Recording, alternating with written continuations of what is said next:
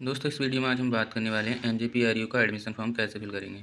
तो सबसे पहले एमजीपीआरयू की समर्थ पोर्टल की इस वेबसाइट पर आ जाना है। यहाँ पर आने के बाद आपको ये न्यू का ऑप्शन, न्यू रजिस्ट्रेशन का ऑप्शन मिल जाएगा। इस पर आपको क्लिक करना है। उसके बाद कुछ इस तरह से आपका विंडो खुलकर आ जाएगा, फॉर्म खुलकर आ जाएगा, रजिस्ट्रेशन फॉर्म। आपको यहाँ अपनी डिटेल्स फिल करना है, जैसे कि आपका नाम, यहाँ पर नाम फिल कर देंगे। उसके बाद नीचे डेट ऑफ बर्थ आपको फिल करना है। डेट ऑफ बर्थ फिल करने के बाद नीचे आपको ईमेल आईडी डालना है। जैसे ही आप कॉलम को फिल करते रहेंगे आपका कॉलम ग्रीन कलर मार्क होता रहेगा।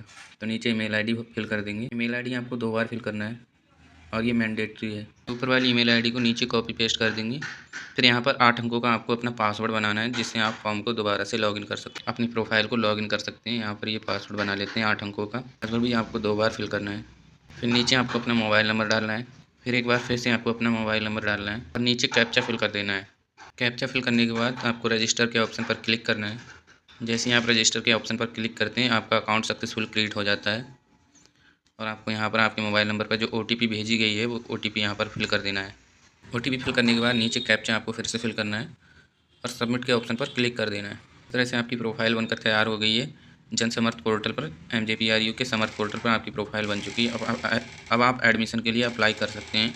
जो आपका रजिस्ट्रेशन नंबर है उसको कॉपी कर लेंगे और लॉगिन के ऑप्शन पर क्लिक करके रजिस्ट्रेशन नंबर डालकर और पासवर्ड डालकर अपनी प्रोफाइल को दोबारा लॉगिन कर लेंगे।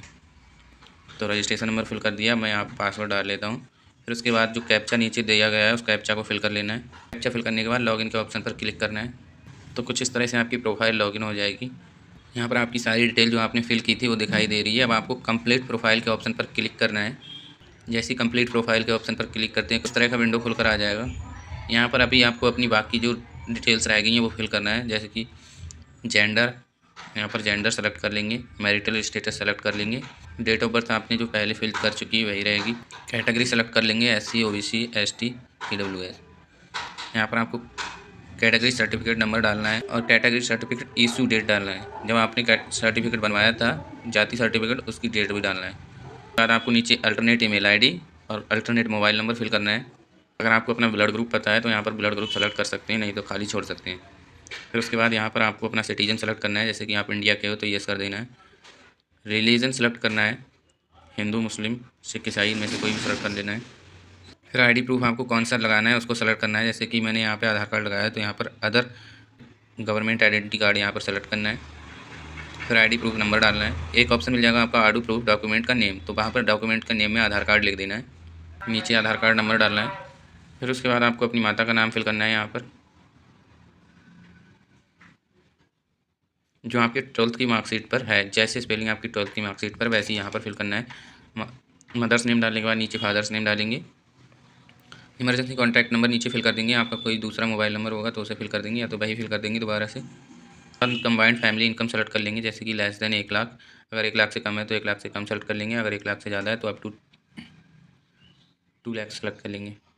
तो मिल जाएगा आपको university registration details if applicable. अगर आप पहले से यूनिवर्सिटी में रजिस्टर्ड हैं, कोई कोर्स कर रहे हैं या तो येस पर सेलेक्ट कर लेंगे, नहीं तो आप नो सेलेक्ट कर लेंगे।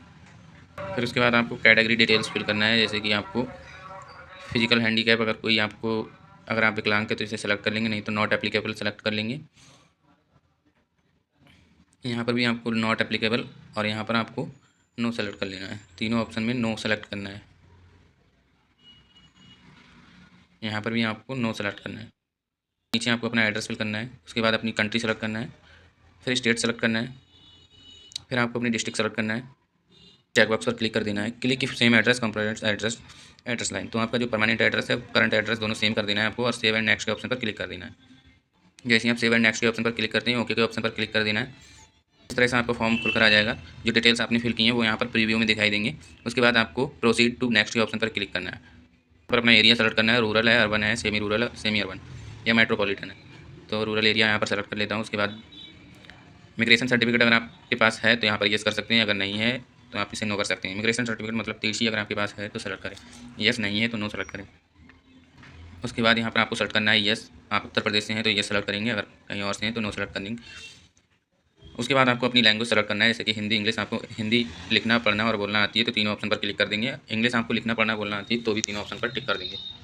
सभी ऑप्शन पर टिक करने के बाद सेव एंड नेक्स्ट के ऑप्शन पर क्लिक करना है।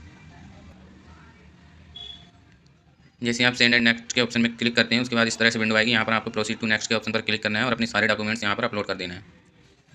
जैसे कि आपका फ़ोटो, सिग्नेचर, ओबीसी कैटेगरी, आपका जो सर्टिफिकेट है, आईडी प्रूफ मतलब आधार कार्ड, सभी डॉक्यूमेंट आपको जेपीजी फॉर्मेट में अपलोड करना है, जिसका साइज़ आपका 500 KB तक रहेगा।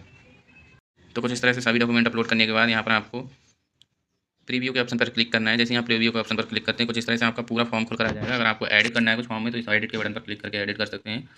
उसके बाद नीचे आना है, यहाँ पर आपको एक ऑप्शन मिल जाता है कंफर्म डिटेल एंड पे रजिस्ट्रेशन फीस। यहाँ चेक बॉक्स पर क्लिक करेंगे और इस ऑप्शन पर क्लिक करके अपनी रजिस्ट्रेशन फीस सबमिट कर देंगे।